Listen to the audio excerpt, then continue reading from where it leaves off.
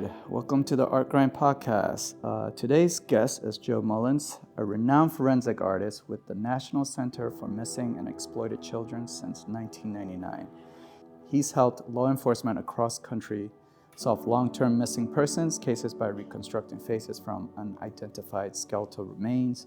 Powerful blend of art and science. Joe studied at the Savannah College of Art and Design and James Madison University, then went on to sharpen his forensic skills at the FBI Academy. He also travels the world teaching workshops and inspiring the next generation of forensic artists. As a professor at the New York Academy of Art, he teaches a one-of-a-kind forensic sculpture course. And for over a decade, he's led the facial reconstruction class at George Mason University.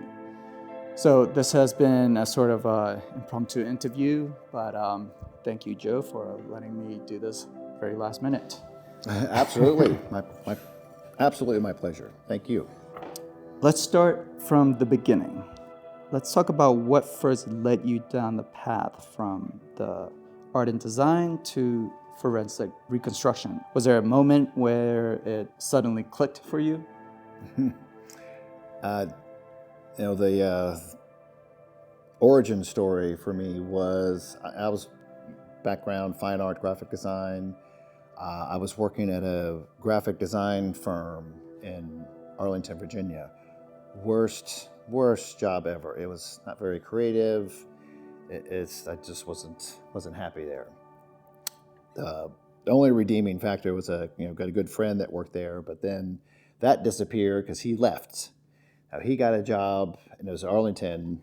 He got a job at the National Center for Missing and Exploited Children. So I was miserable, and he called me up one day, just gloating, asking how I was going, because he knew I was miserable, and invited me to lunch. And he told me where he was, and funny thing was, he was basically across the street. So I got the address and realized that I could look out the window and see the building where the National Center for Missing and Exploited Children was.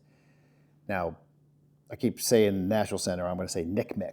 That's what's an acronym, because that's a mouthful. So walked over to NCMEC, got to the front desk and explained I'm here to meet my buddy Ed, and I was escorted down the hallway to go meet him. And as I was walking down the hall, I see some guy, sitting close. He was the one closest to the door, and he's sitting there looking like a Shakespeare in the Park, had a human skull in his hand. Well, that stopped me in my tracks, and I'm kind of looking around, going, where am I? Is the NCMEC National Center? And I stopped, and I got his attention because I was standing right in front of him. I kind of poked my head in. I was like, "Is that a real skull?" So that was my introduction to a forensic artist at the National Center for Missing and Exploited Children, and I was just fascinated. I thought that was the coolest thing ever. And if you believe, fate, destiny led me to walk down the hall that particular day. That skull that had landed there was the first skull that ever landed at the National Center through a miscommunication. It was an investigator from Las Vegas had needed help with the image for a child, and through the conversation on the phone, it's like, well, I can't help with the two artists that were there at the time. Basically, I can't help you unless I see what you're talking about. So the investigator boxed up everything and shipped it, including the skull. So it was Glenn and Steve, were retired law enforcement in Virginia. They'd done the composite sketches, so they were the first two original forensic artists there at NCMEC. So Glenn was the more senior artist, so he'd taken the phone call, and that skull arrived, immediately called the investigator back and said, "Listen, there must have been some mistake. We don't do skulls here. We do age progressions of long-term missing children. We don't do skulls. And you ship the skull in the mail. It's a bad idea." But the investigator his agency was very taken with this case. It was a child. It was young skeletal remains, or young skull. So he pleaded Glenn to keep it and see what they could do. You guys are the experts, on children. Is there anything you can do? We'll take any assistance you can offer with a skull. So he talked him into it, and the second Steve came walking in the door, Glenn, slid the box over to him, say, "Hey, good morning. Here's your to-do list for the day." And Steve pulls the skull out of the box, and Glenn had to retell that story probably 1,000 times because the skull is out of context. A skull at NCMEC doesn't fit. So he takes it and he's like, "I don't know what to do with this." And he goes and he sits down and he takes the box and pulls that skull out of the box and is looking at it. And that was the moment that I came walking down the hall. So fate, destiny, but that's what put me on the path. Like that's what I want to do. That's how I started my career as a forensic artist. Wow. So at that point, did you have any anatomy knowledge? So I quickly learned, to be a forensic artist, you have to be a fine artist first. So in that regard, I sort of came preloaded with that fine art ability, painting, drawing, sculpting, Savannah College of Art and Design, James Madison University, lots and lots of figure drawing, lots and lots of, there was an anatomy class, like life drawing, figure drawing, sculpting, all the human form.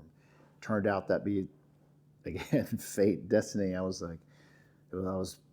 getting training how to be a forensic artist. It was like a superpower I hadn't learned how to use yet. So that was what helped me, I guess, get my foot in the door to start doing all this.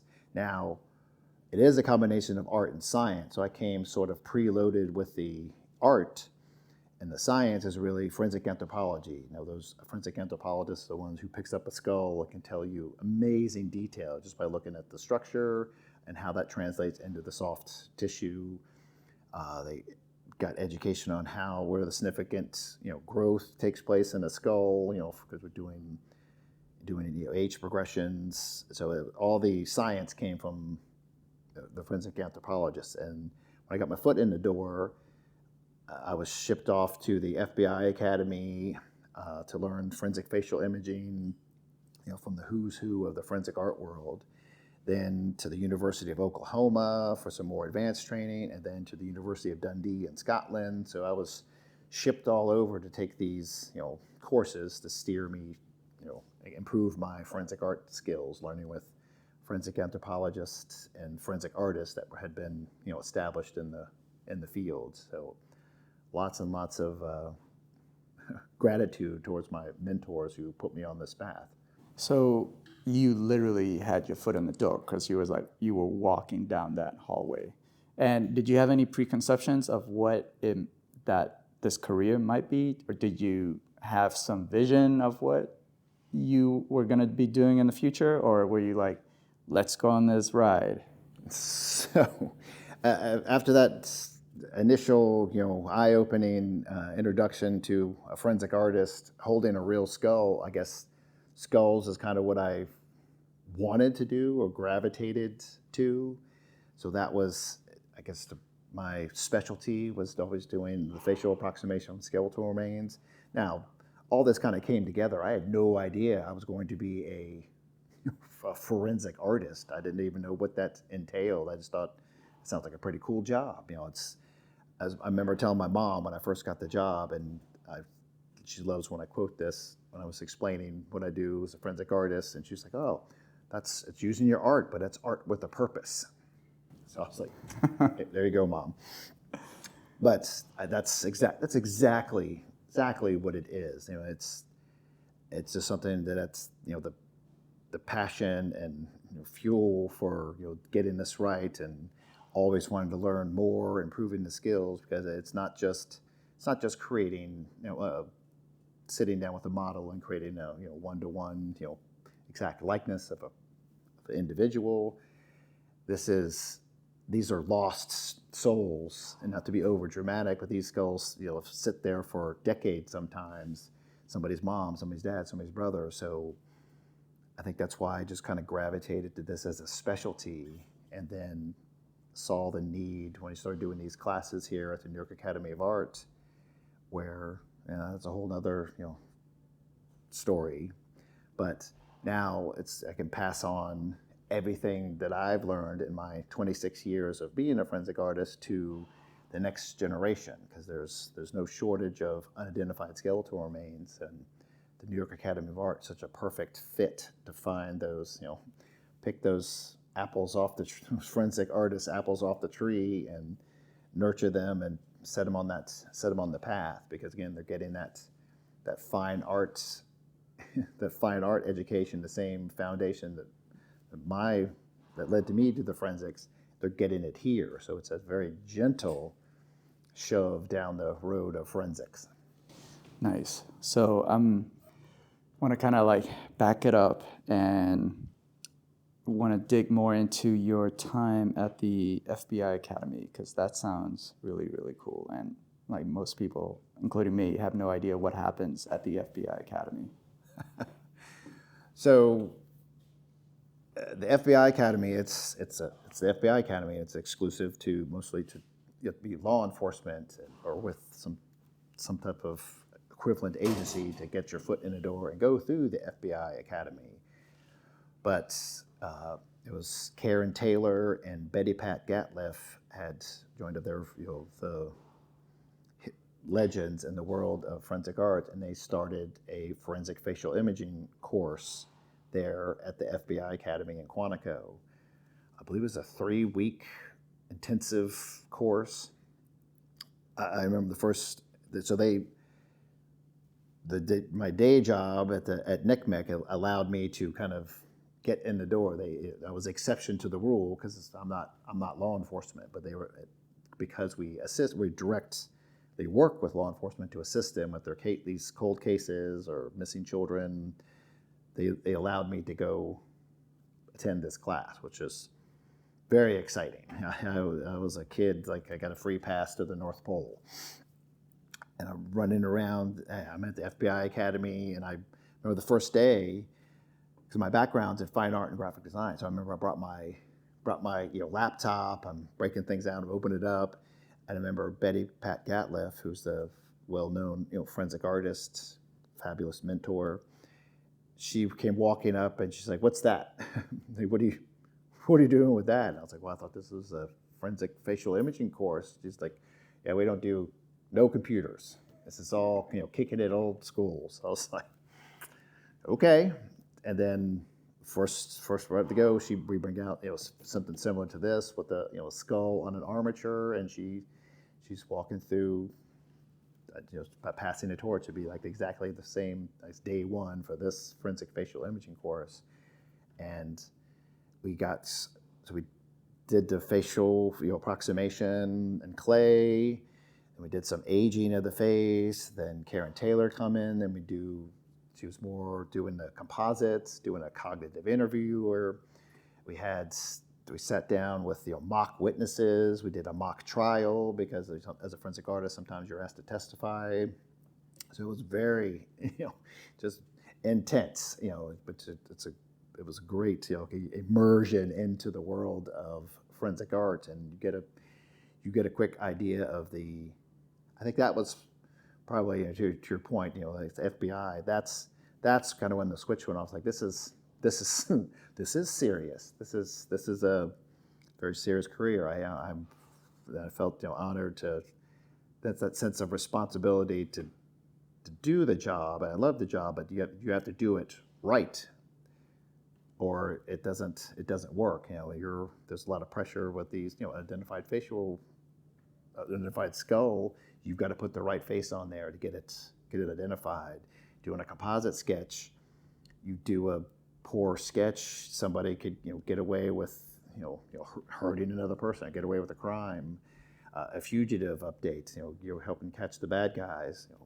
It all came to a head basically with the pressure and seriousness of what a job, but that really adds to why I think I got the coolest job in the world. So it could be overwhelming. I guess I just use that as fuel to always want to learn how to do it better.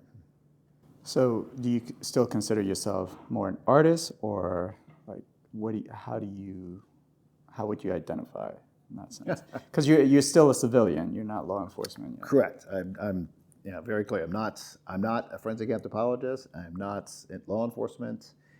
I'm somebody asks what I do. My response: I'm a forensic artist, and usually that involves a lot of explanation because most people, I don't think I've ever gotten in 26 years. I don't think I've ever gotten a and just kept going. It's usually like, you do what?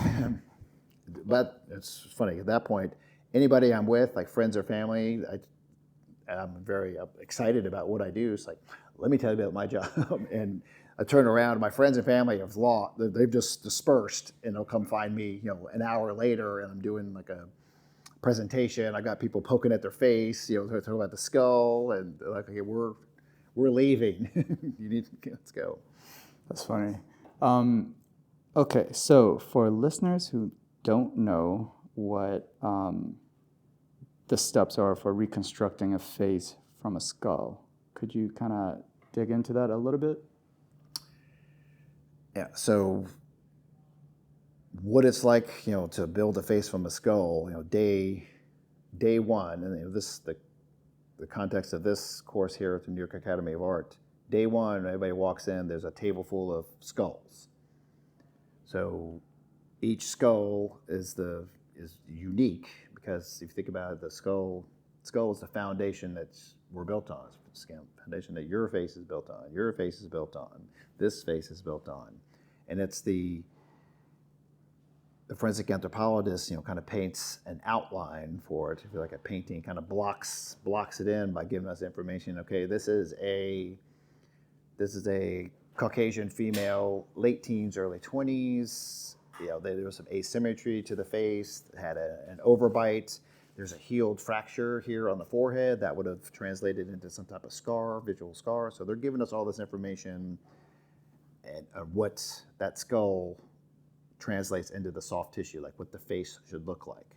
And then we taking that information, and each day progresses, it's like doing a portrait, but from the inside out, building off that skull, dictating us what direction to go in. We start with the muscles, and we put tissue depth markers to give us an average for how far to build it out based on your age, your male or female, and your ancestry.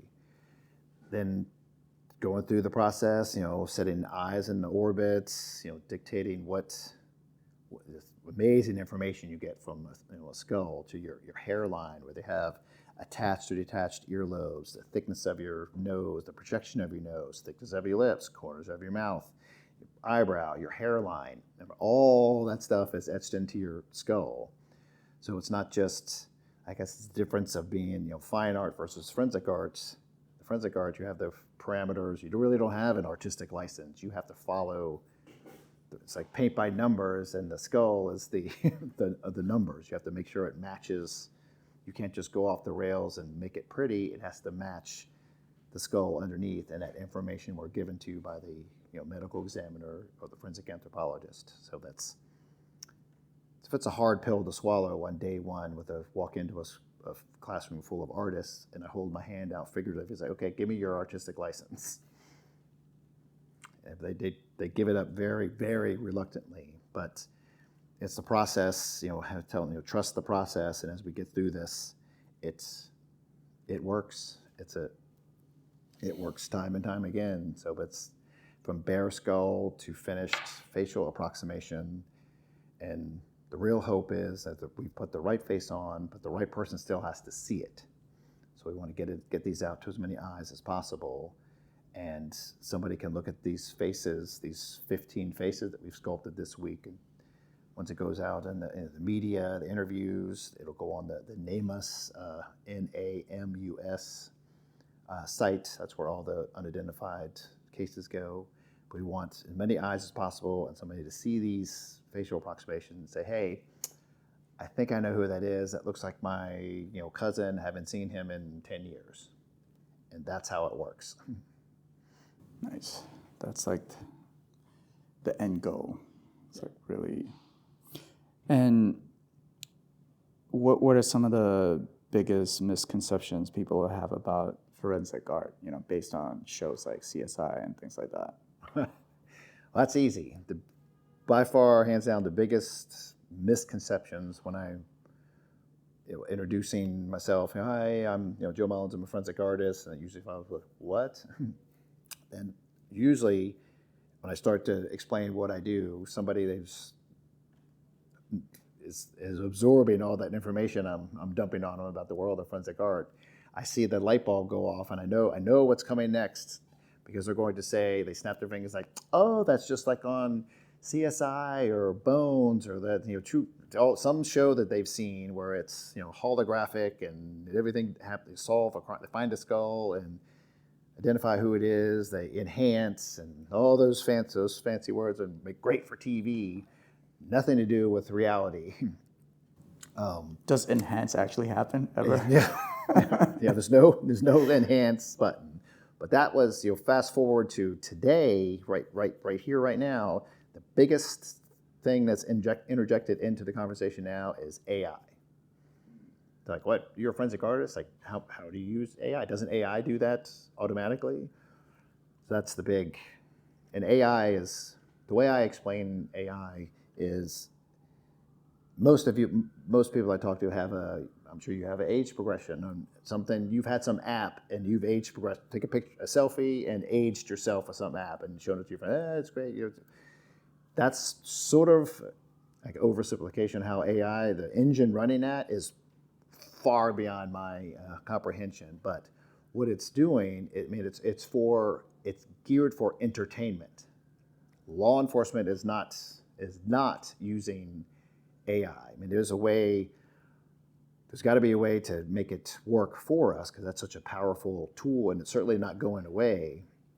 So we're trying to educate, the public and the misconceptions and how it's associated with law enforcement and how it's used. So we're trying to make it work for us. Because it's mostly in the regards of creating those lifelike images. So families that are missing their children will throw a picture in and age progress their child, and they'll like that better than an age progression that a forensic artist did. So now you're forced to explain to this grieving family going through this horrible episode what's expectations, and it's not about a pretty image, it's about the correct image. And AI is not used in the realm of forensic art to automatically create that easy enhance button. You gotta let that go. So we have to try to convince them to not use that. Right. And the key word that I don't think I've said it yet is AI is geared for entertainment, not law enforcement or forensic art. Not to say that there's got to be a way to merge those together. If you can teach it how to do an accurate age progression, but problem is, or teach it how to put a face on a skull, but that's not entertaining. If we were out in a party and I show you, here's a skull, watch this, I put a face on it. Like, why? Right. Why would you want to do that? Aging the face, everybody wants to see that. Or age regression, probably in my case, I don't want to go forward, I want to go backwards. Very entertaining. But it's the world we live in, and I want to be great if we could teach the time. But the two things that most people aren't going to invest to teach AI to do it correctly, that takes time and money, and most people don't ever want to donate either one of those things. Yeah, I think people do tend to forget that these companies, they might start as a not-for-profit, but they do always turn to for-profit business model, and that usually means going more towards entertainment to make money. And they're also, I think these systems are biased, right? Like, because they're trained, the code or the algorithm, it's all written by humans. So as long as we are biased, the system's going to be biased, but just times 10. Yes. So that's another deeper conversation with AI explaining it. It's when you put in certain AI that we're messing around with, we want to see the capabilities and what it's able to produce, but it doesn't have the melting pot that the world is. everybody, there's a few people, in this room where there's a ethnic ethnic diversity, race, different races, ancestries.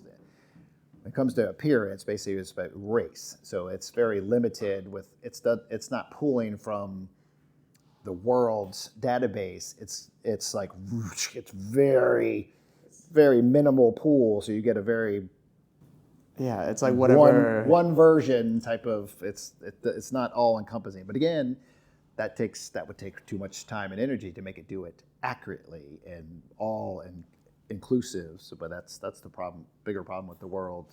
It's a totally different interview. But No, this is totally related. AI is it's a powerful tool. I guess I'll end with it. It's a powerful tool, and if there's a way that we can make it work in the world of forensic art to help these families that are frozen in uncertainty, help catch doing fugitive age progression, doing child age progression.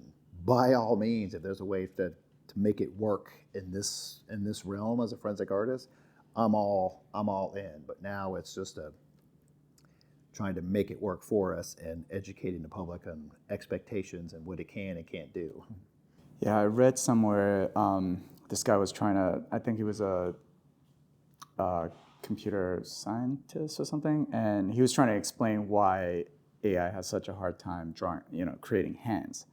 And that's because it's grabbing, it's learning from all the images. It's just not enough images on the web to create a good model. But humans, we spend hours looking at it in 3D. And that's the other thing people forget, that when they're scrubbing all these images, it's 2D, right? It's not 3D models.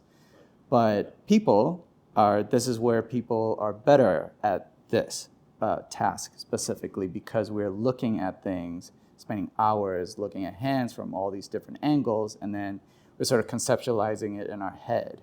Whereas the AI is just like, it's a remix of what it has seen of 2D images of things. So as you can imagine, it's just not going to be it's not going to do a good job for this sort of thing. Even as far as AI, the times we've been messing around with it, it'll create an amazing, like, photorealistic image. If I just take this clay facial approximation and put it in there, and so you can use it. It's a tool. It helps eliminate your reference pictures, and we can still take that image and twist it and make it fit, in the parameters of keeping true to that, the face that we've created here, not just a pretty photographic face. But our images have to be, ambiguous. Like, we'll do it in black and white because we don't know eye color, skin tone, hair color. Lots very limited information we're given on the front end. So that's those AI created photorealistic images. There's not a lot of ambiguity in those. So we have to make sure we don't go too far with photorealism, because as you do that, you're closing that window. You want people to see the viewing glass to be as big as possible, to say, that kind of looks like, my cousin. You start adding more and more realism, and you're closing that, you're limiting your options, and that's bad for us. So use AI with a grain of salt, and there's a better way to use it. I'm all for it. And that's such a hard balance to walk. Yes. How do you guide your students about this? Like what's a thought process, or like, are there any steps that they can take so that they know when to put in, use a little bit of artistic license or a little bit of more imagination, and when to step back? That's by far one of the biggest challenges in doing this workshop. Is I try to say it in my opening remarks, where you have, I jokingly say, give me your artistic license. And this isn't a everybody gets a trophy type of class either. There's times when, students, I want them to enjoy the class and learn the process, but at the end of the week, if they can't hit that target and create the face that represents the skull underneath, then the responsibility falls on me, because I have to step in and get it right. And one of the biggest challenges is that I've learned for for fine artists, a bunch of artists in the class, and now I'm telling them what they can and can't do. So that's been a big, I guess, hurdle or struggle for the artist taking the class. Is I'll be going around and I'll look at, they've done something to the face that catches my attention in a bad way, and I'm like, what do you got going on? I say, well, I feel that this person would have, when they were doing this and this, so I basically told them, well, I stopped listening when you said the word I feel, because that's not at all relevant in this class, because you've reenacted your artistic license, and you're going down, you're adding some personal elements to it. So that's the biggest struggle for the artist, is to know when to stop. That's by far the biggest struggle, and it happens for 10 years now. It happens it's usually on Thursday or Friday towards the end of the week, when everybody's just putting those finishing touches on, and they start. I think my observation is now it's made that transition from skull to person. Now they can see it's a different feeling, different emotions now. Now that's a person, and they want to get it right, and they start doing like really sculpted like neck muscles, or making it more chiseled. Their artistic training kicks in, and they wanted to make it look like they're doing it for a class. I think that's my I guess explanation of what's going on, what they want to do. So I tell them, it's like, take a picture of it and send it to somebody who doesn't know what you're doing in this class, and just ask them, say, hey, here's this, I've done this clay sculpture. It's like, does this look like a male or female? Give me an age range and give a race. Just those 3 questions. Send it to somebody who doesn't know what it is. So if they look at it, then they text back and say, oh, I don't know, it looks like a Hispanic female around 20 years old. Now, if that matches the criteria you were given on Monday, then I was like, but you're done, because you've hit the mark. Right. So let's do that. Let's turn that guy around and have the audience answer that. So what are the criteria for this? So just those. This is the finishing. We're in the home stretch. I'm just fine tuning little things that I don't have to fix, like post processing, and when I take the pictures to send off to the medical examiner. But this point, this is the face that's going to go out there to help identify this person. So the 3 questions: does it male or female, an age range, and a race.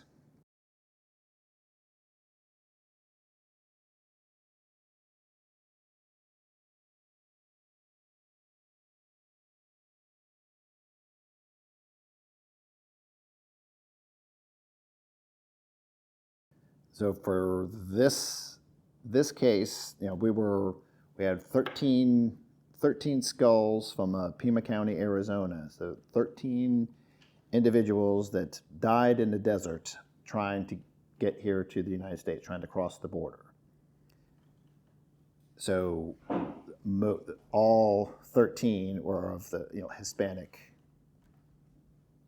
ancestry. So we need to get into the difference, the nuances of race, ethnicity, and ancestry. But Hispanic is a basic race or explanation for what we're trying to achieve with the faces. So this is an adult male. I think his age range was in his 30s, 25, 30s. Hispanic male. Now Hispanic, break it down ancestry-wise. That's a combination. Like some of these came with a list of basically everything, but completely white or black. So black was not, ancestry-wise, was not included in any of these forensic anthropologist assessment of the skulls. So it'd be white, Asian, Native American, some Alaskan Native, Latino. Those are all the words that were describing what these, what we were aiming for in these completed faces. Yeah, and yesterday when I was talking to different students, some said sometimes they don't even know the height, or like the information's so limited that it was just a skull maybe that they found and nothing else. No context of where sometimes, or so, yeah. So as you're teaching, what is it like to kind of see your students go through the progressions, and then are you, because you're training them to be more objective too, right? And then hopefully maybe take on this career. Like what do you want to see, come out of your students from this? I think it's safe to say that most everybody that's taken this class has left with first of all, better understanding of maybe anatomy and what goes in, building that portrait from the inside out. Maybe make them a better artist. I guarantee it makes them more aware of looking at the faces out in public, and because they're probably using like a human X-ray to walk it through. It's like, oh, look at that nasal spine or that ear. They're like stuff that they learn through the class. Really, what we want from the students is to walk away with a better understanding of what it means to be a forensic art, and hopefully the fact that their background in fine arts, especially the alumni and students here at the New York Academy of Art, like, hey, I can do this. I want to encourage them to pick up the reins and welcome them. I always tell them at the end of the week, you welcome. It's like, you're not a fine artist anymore. You're a forensic artist because you've completed a facial approximation. That makes you a friend. Welcome to the family.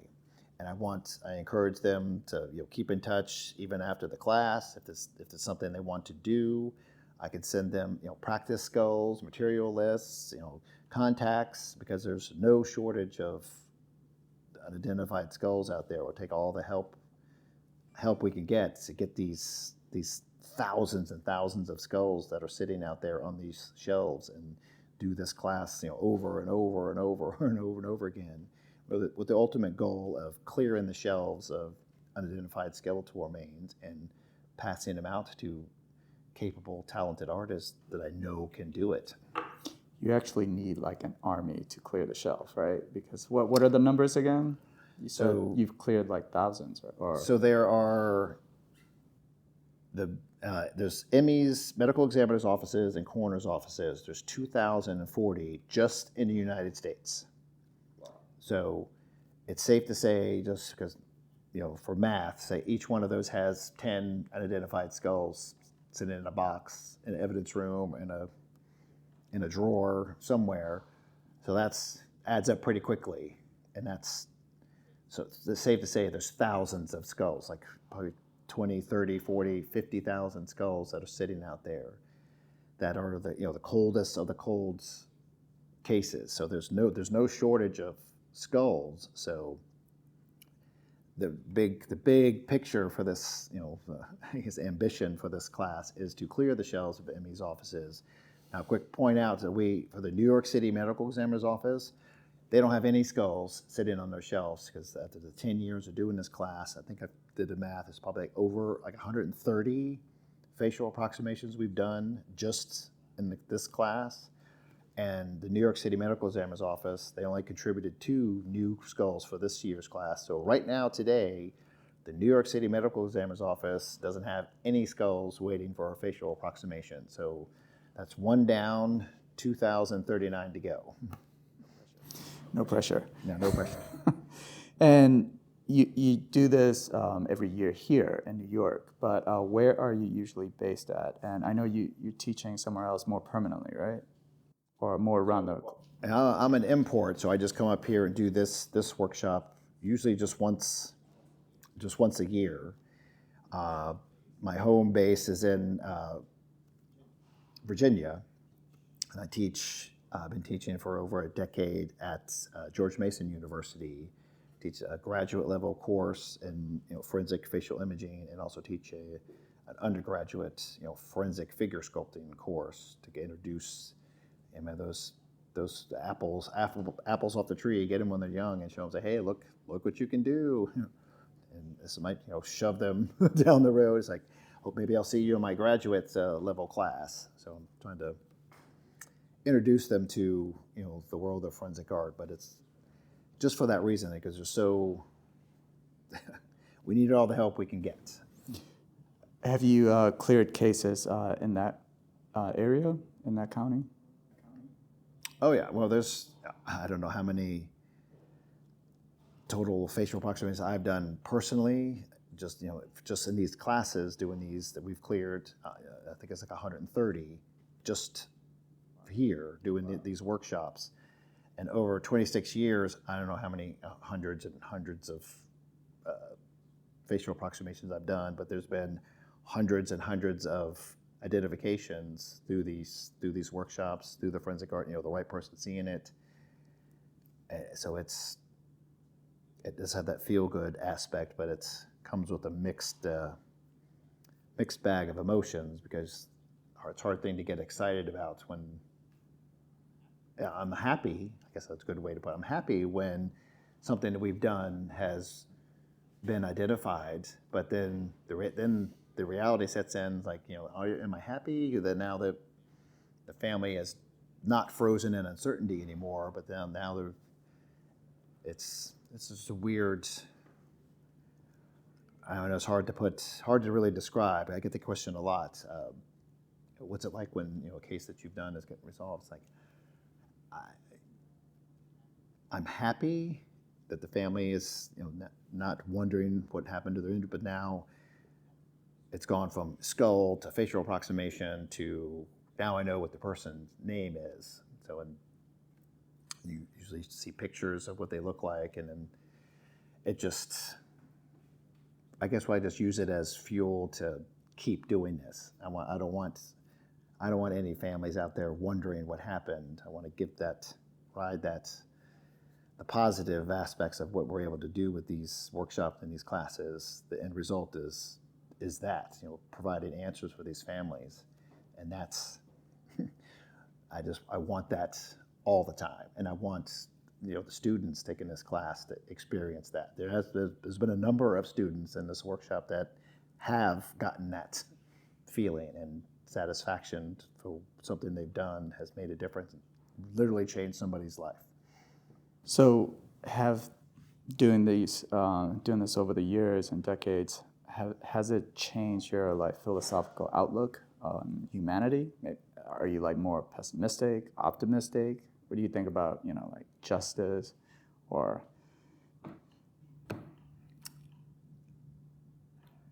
Well, it's a good question. What it's done to me as a forensic artist, after 26 years, we have 4 children now. It's probably maybe one of the most overprotective parents on the planet, because I've seen I couldn't even begin to explain what the images that I've seen of what a human being can do to a child or to another human being, like blunt force trauma, decapitation. Not to get too. I couldn't even. The child sex abuse material, all that stuff that a normal person, thankfully, can't. Whatever picture comes up in their head as I've said those words, a normal person can't put it together. Would just really like to see that. So I guess it's made me, again, just back, I guess, use that as you want everybody home safe. I want everybody identified, and I want to teach everybody how to do this correctly, so no family has to go through any horrible episode, regardless of what it is, gone missing or unidentified. So it just really just made me, I guess, more optimistic maybe, and use all that horrible things that I've seen to channel do art, with a purpose and make a difference. Is this something they teach you at the FBI to sort of compartmentalize your emotions when, being struck by these images, or is it something you just had to figure out on your own? Well, there's no formal, there's no training. It's kind of a sink or swim type of immersion into the world of forensic arts. Because you get again, you're exposed to horrible ME photos and the smells and decomp and graphic imagery and smells that hit you. And you can either you do it. I always say it's like a boot camp, and if you can't handle it, then you probably should do something else. But there's no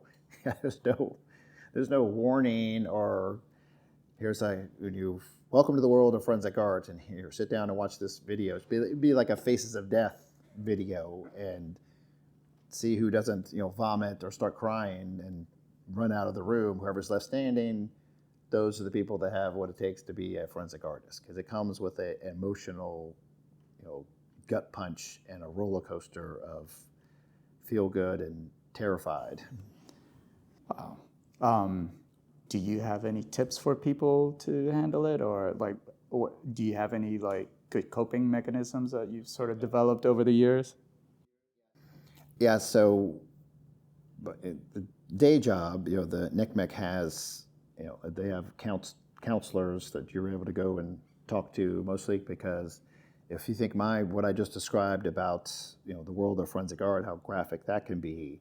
Imagine if you're an analyst and your whole day is involved in doing child sex abuse material. They, they need, make sure that they're okay. But we got a presentation once from the counselor who helps people coming up with coping mechanisms. The biggest one, they said, in the realm of that is you have to just talk to somebody. You get home, find somebody, and just don't hold it in. Just let it, tell somebody. Which my wife is probably sorry that I got that advice, because now she's carrying that load around, and now she'd probably force her to go tell somebody else. So there's a lot of people in our family and friends and network that know exactly what we do, or what I do, because I've dumped it on her and probably causing her trauma to dump it on somebody else. But it is helpful to just talk about it. You can't hold on to it. But it's funny, after 26 years, I can close my eyes and see all the horrible images I've seen. And I can also close my eyes and see all the faces of the children that have been reunited with their family, or the faces that we've done that have been successful in getting identification. So it's that balance of horrific and happy. Yeah, the human condition. Yeah. Wow. What is the best way for people to learn more about this? Like online? Is there a way they can reach you, or some websites, including the one that you mentioned before? Well, the NAMUS is the database, like the hub for all the missing and unidentified images. That's where law enforcement posts images or clothing or age progressions, and that's like the main hub. You're welcome. You can pass out my contact information if there's something that you want to do or pursue. I would encourage, of course, taking the class, at the New York Academy of Arts, or learn if you want to do how to do forensic composite sketches, facial approximations, whatever have you. It's all kind of out there, kind of piecemeal to find it. If you Google, forensic artists, forensic imaging training, you'll probably be able to navigate your way through that. But I'm always telling you, I'm happy to help. If this is something you want to do, let me know and I'll help you. Excellent. Well, thank you so much, Joe. Well, this has been amazing. Like it's kind of one of those therapeutic session, like talking to a bartender. Very sobering therapeutic session. It was. Yeah. I appreciate any opportunity to really hammer down on the importance of what we're doing here. And really, I just hope that the 15 cases that we worked on this week, I want to have 15 families that now have answers. So make sure you share. Go on to these images will be posted. Tell these stories and get it out to as many eyes as possible, because everybody watching this could help just exponentially. So thank you. Appreciate your time. Indeed. All right. Take care.